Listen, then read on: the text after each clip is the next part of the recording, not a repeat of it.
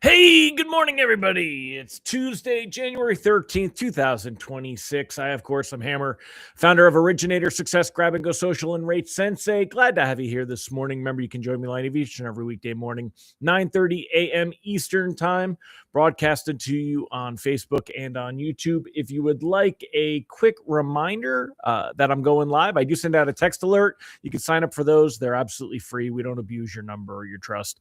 You can sign up for those at hmmr.io/reminder or use this cool QR code over here. If you're currently on your phone, go ahead and take a screenshot and then go back and use that screenshot to access it later. So if you're here this morning, say good morning. If you're watching on the replay, don't forget, give me hashtag replay in the comments. Always appreciate you being here. Remember to smash that like button, maybe tag an originator friend if you're on Facebook. Your comments are what keep the engagement going. So make sure you're on here and you're vocal. Always appreciate you doing that. Let's go ahead and say hi to the live folks and we'll get started in just a minute. So who do we got here this morning? We got Mallory Fotiadis. Good morning. We got Nicole Semerad and Rob Smith. Great to see you here. Megan Bissell and Tammy Metzger. Good morning. Mike Tebow out there in Michigan.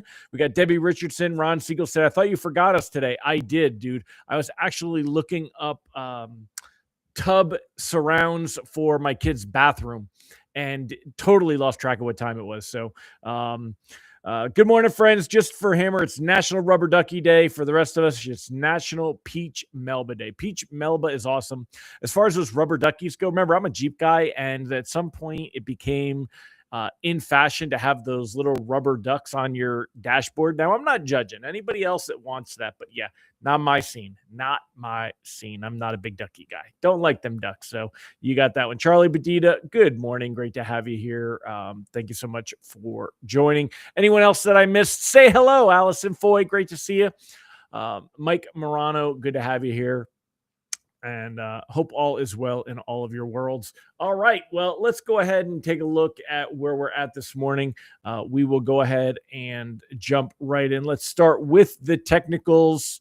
And let me pull up the screen and we'll go over that together. Pull up Presentify real quick here. All right, so taking a look, you can see mortgage-backed securities currently up 19 basis points on the morning. That's a nice start to the day. Let's go ahead and zoom in a little bit and go over what we saw yesterday. Quick recap. We'll start off with a quick recap of where things went yesterday. Taking a look here yesterday, things were pretty calm until about 2 o'clock Eastern time. At 2 o'clock Eastern, you could see that mortgage-backed securities lost ground and then lost more ground. There was not necessarily anything in particular that drove this.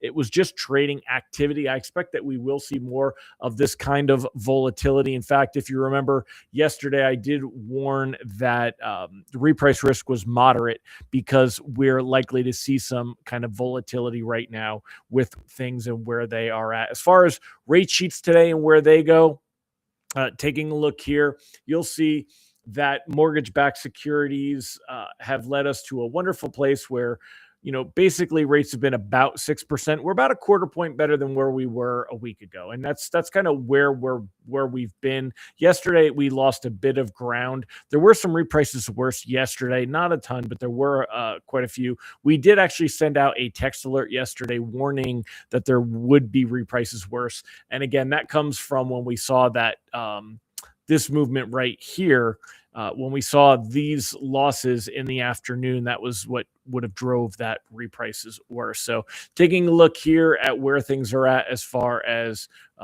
oops, that moved it. Hold on a minute. Let me squeeze this by and we'll move that over.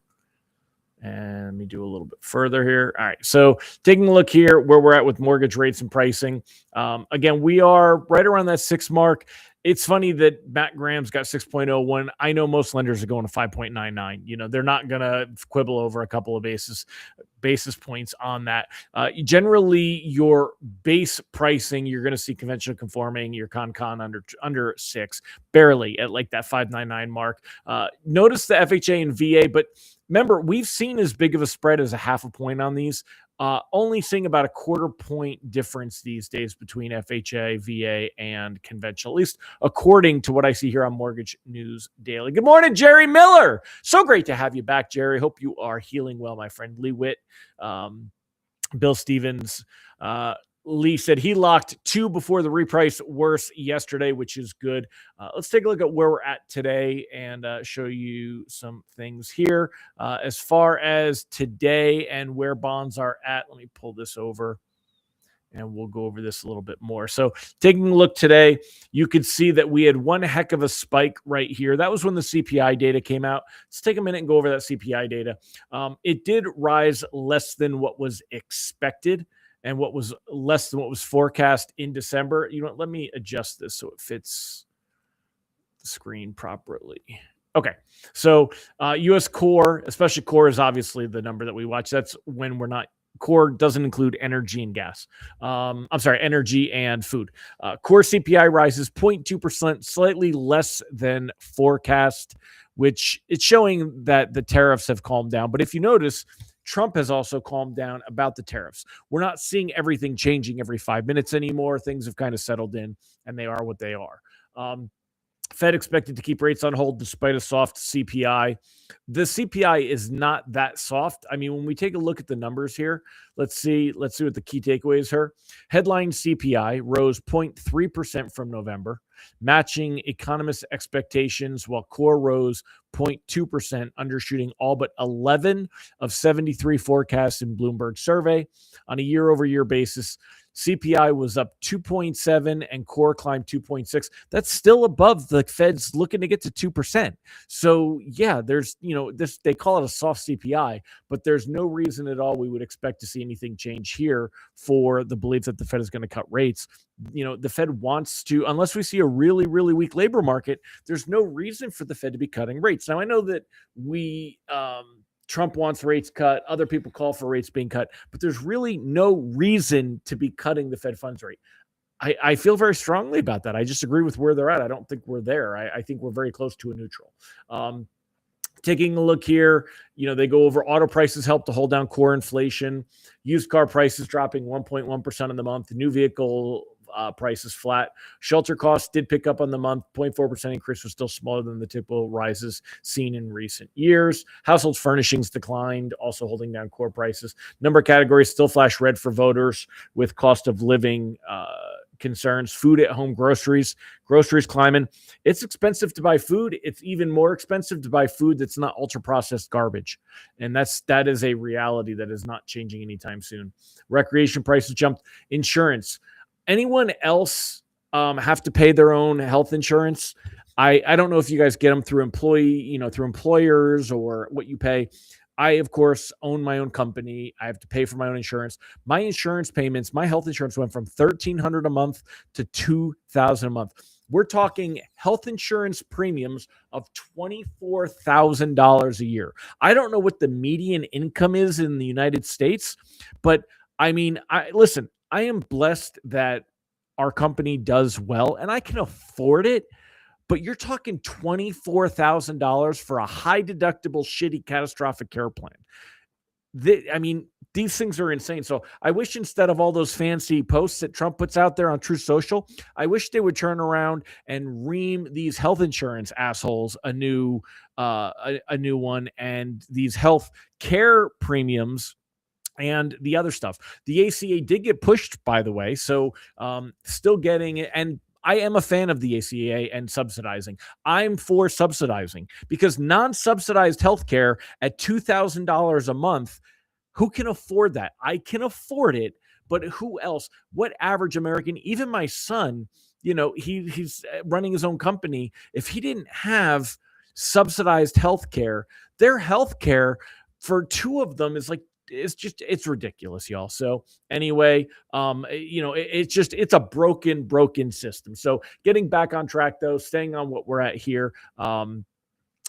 The CPI did come in good. It gave us a bit of a boost, and you see that here. But look at the volatility with that comes with that boost. Right now, we're down six. I'm sorry, we're up 16 basis points. But look at where we started the day. We were going to be down, and we're still lower than where we were at yesterday when pricing came out. When pricing came out yesterday, we were around 100.30-ish, right around here. Now we're around 100.13. That was a big drop yesterday. So we saw a little bit of a boost with the things here, but pricing this morning still likely to be slightly worse than what we saw yesterday, even with that little tiny boost from the CPI, right? So, Tim Clyde, the health insurance are his friends. That's not going to happen. And many in Congress, this is not just one person's problem. This is not a Trump thing. This is all of the politicians. Health folks will drop or downgrade their plans, which means premiums will continue to rise. And both of those things are happening. Healthcare is the worst. Opted out this year. It's going to compound the mental health problem incredibly. You know what? And it's like, unless you have assets, the only reason I even have health insurance is to protect assets. Because if I'm in a catastrophic accident, again, this is something that's off topic. Let me get back on topic. But guys, I'm going to start a little like Hammers conversation. You guys are going to see me fire off an email and put some stuff in Facebook. I want to talk about some of this stuff, and I don't have a platform or people to talk about. I'm going to just fire up a Zoom meeting, and anybody that wants to hop on, and we can talk about this.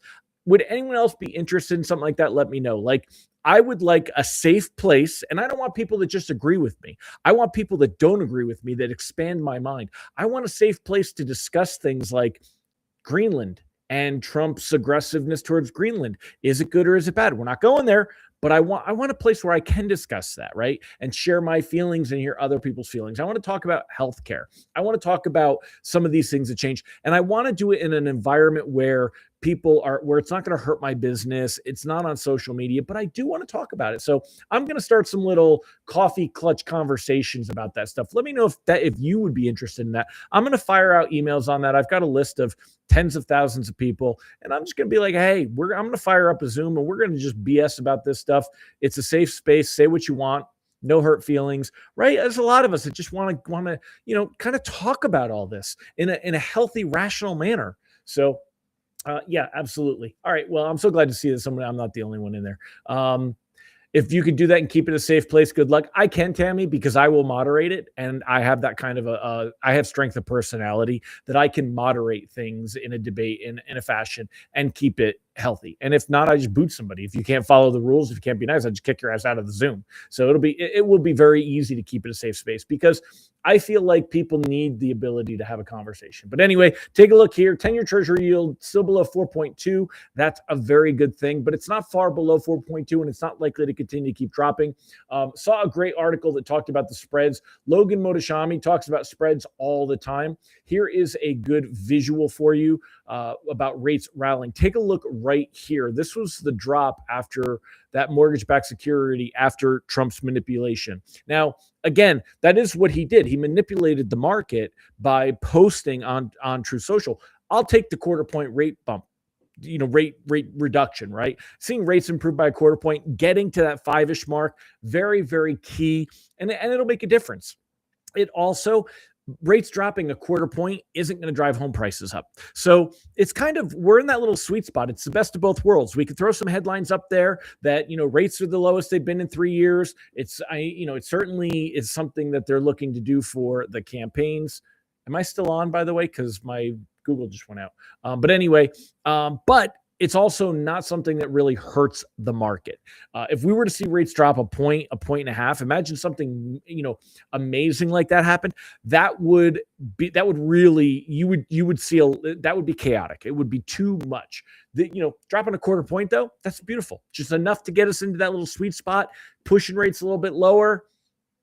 And, but how long will they stay there? But take a look at these at this spread, right? So you could see, this is something again that Logan Motoshami talks about a lot over at Housing Wire, talks about mortgage spreads compared to, mortgage bonds compared to the 10-year treasury yield and the spreads there and how high they've been in that they're now in a normal area. Ron Siegel also talks about this quite a bit.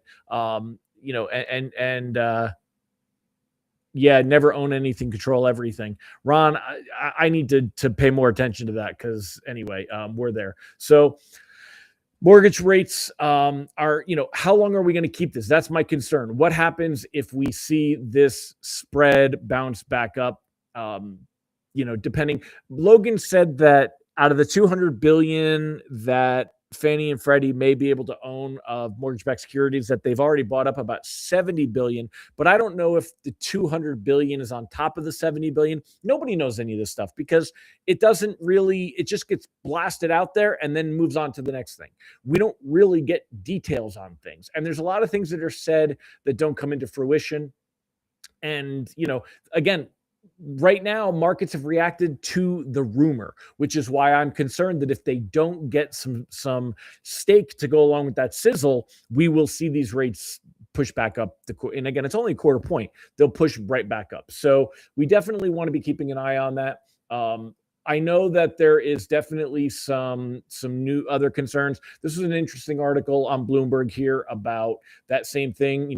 President Donald Trump has ordered Fannie Mae and Freddie Mac to buy $200 billion in mortgage bonds. The move signals broader assertion of executive authority and places the White House in a role traditionally reserved for the Federal Reserve. Purchases could exert meaningful pressure on mortgage rates, potentially lowering them, have sparked debate over how far presidents go in steering financial markets. Presidents have messed with financial markets for forever. I think they're making a little bit too much out of this, giving money, messing around with money, all kinds of stuff. So I'm not really too worried about this. And again, here we go. Reps for FHFA. This is Pulte, and you guys know I'm not a Pulte fan. Overseas Fannie and Freddie didn't respond to requests for comment. The White House declined to comment. They're not saying anything. Oh, and it's funny. Buying assets explicitly manipulate mortgage rates reintroduces political risk into a market that has spent more than a decade trying to distance itself from such practices. This is just from this person, whoever they are. Who cares what they think? Politicians, this is not the same thing as getting into the Fed. Now, getting into the Fed and everything that goes there, that has a different one. So far, Trump's aggressiveness and going after Powell on the Fed has not found its way into mortgage pricing, not found its way into markets really. But we want to watch what is going on here. So like Jamie Dimon, a big name, warns political interference with the Fed would push up rates. That's what his opinion is. I haven't really read the whole article here. Got to give the guy his due, though. He's very intelligent in the markets, and he was the head of PIMCO, blah, blah, blah. Big on bonds. So he knows, he could be right here. Definitely worth reading this one a little bit more. But anytime that there, we'll see. So Ron Siegel said Bloomberg is anti-Trump, so we need to watch their bias. Yeah, absolutely. This is Wall Street Journal, though, for this one. Wall Street Journal, I don't find is necessarily as anti-Trump. I think Wall Street Journal is one of, depending on it, what I do like about Wall Street Journal is they at least, they show that when they have an opinion piece, it's an opinion piece. They separate them. So they have a whole lot of opinion pieces, but they'll put them as opinion pieces and let you know that they're opinion pieces all for here. So I do like that out of them. Their other stuff seems to be a little bit more, low key. So anyway, we want to keep an eye. It's not likely we're going to see rates improve much from here without another boost. We would need to see more of what Trump did the first time, the posting, the manipulation. That could help push them a little bit. Otherwise, this quarter point that we've seen, even if the FHFA, Fannie and Freddie, the GSEs, even if they do buy up the bonds, this should be about the difference that we would see is about a quarter point. It's not going to push rates that low. It's not quantitative easing. We've talked about this. Other people have talked about this. It's nowhere near the same. It's not a long-term buy down. It doesn't get coupled with other things. It's not QE. It's not going to push rates a point lower. Basically it gave them a boost. It helped to shrink the spreads. If we keep the spreads that low, remember, 10-year treasury yield did not change. So when we talk about the spread, we're talking about the difference between the mortgage bond pricing and 10-year yield pricing or 10-year treasury pricing. and we often reference it in the yield, but it's still the pricing it's selling for. That spread, how different that is, and if there's a big difference or a little difference, that's kind of what we've seen on how much of an effect it is. But without seeing that 10-year Treasury yield moving much, we've seen improvement to the spread. If it stays, great. Yeah, Tammy said everyone has a bias in our current world if you don't check for a pulse. But I try to bounce. You're absolutely right. And even I have a bias, but I try to bounce my bias. I try to look at things all kinds of, different points of view. And I think I'm probably one of the most objective people in the world. I really do. I could argue, take that whole ICE situation in Minnesota. I could argue on behalf of the woman who was shot and how, I could argue that case on how it was wrong, or I could argue the case of the ICE workers and why it happened and why it was justified. I could play both sides of that fence. I could think both things at the same time. How crazy is that? Which is why I like what I do with this. So anyway, as far as rates go, being very clear, I'm still in a locking bias. Anything closing in the next couple of weeks, possibly anything closing between now and the end of the month. It'll be interesting to see. We're going to get a Fed meeting in a couple of weeks. It'll be interesting to see at this Fed meeting what happens at the press conference, if all of the DOJ stuff. I think Powell is going to really put he'll put a muzzle on reporters talking about it and focus on the goal at hand. He'll answer the question once and then that's it. So I think it's not going to turn into necessarily a circus. I think Powell is really good at focusing them back on what they need to be focused on. And markets are very clear right now, not expecting a Fed rate cut in January, not expecting one in March, not expecting one in April. By the time we get to June, that's when that first rate cut takes hold. So it's only a 30% expectation rates will remain the same in June. Of course, that's because who leaves in May? Powell. Before that, it's 60%. So markets are not expecting any rate cuts to the first quarter of the year while Powell is still in charge. Yeah, I agree with Ron, and Ron and I've talked about this many times. Mike said his correspondent received 2 larger yield spreads premiums this month than previously. That's good. Am I an Enneagram 9, the peacemaker? Probably not, because I love confrontation and I love to fight. It makes so much sense to want the details from all angles before the opinion. I also can change my opinion. I change my mind on things very easily. Depending on what information comes to light and, just and things aren't cut and dry. There's not necessarily a right and a wrong. The world is a complex place. So anyway, my friends, 22 minutes in. Thank you for joining me. It's time to end the show. Appreciate you being here. Again, mortgage rates and pricing. I think we're probably at one of our lower points here. We are still worse off than what we were yesterday. You want to consider locking loans closing in the next couple of weeks, maybe even the next 30 days, especially if they're risk averse. Right now, these are really good rates. We don't want to risk losing them. Get out there and talk about it with a sense of urgency. These rates may not stay. We've seen this before. We're going to see it again. Rates dip and rates move back up, and everyone says, damn it, I wish I had taken advantage of it.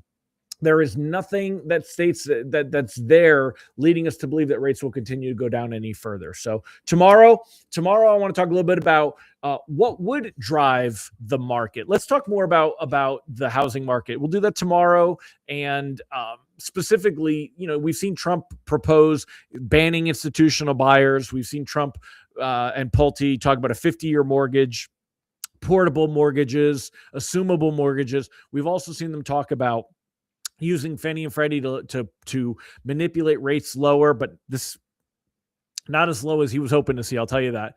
And but what would move the market? We'll talk a little bit more about that tomorrow. I have some ideas. They will never get implemented, but I have some ideas that I want to build on. And in fact, I'll share one here. If think about the number of homes that are currently held as second homes and investment properties, Airbnbs, VRBOs, that kind of thing, right? I think that if we were to do a temporary big reduction or waiving of the capital gains tax, that would make a big difference. That would put a lot more inventory in the market, and the inventory would definitely be big. Ron and I have talked about that, both on here before. I also think we need to do something to encourage more gifts and gifts of equity for boomers that own homes, and doing more to get people into homes. So we're going to talk more about that tomorrow. Join me tomorrow to talk about that. All right. I'll see you guys tomorrow. Take care. Make it a great one. Thank you again so much for being around. And I got to look up what Enneagram 9 means. I'm going to look that up. So take care, everybody. Bye bye.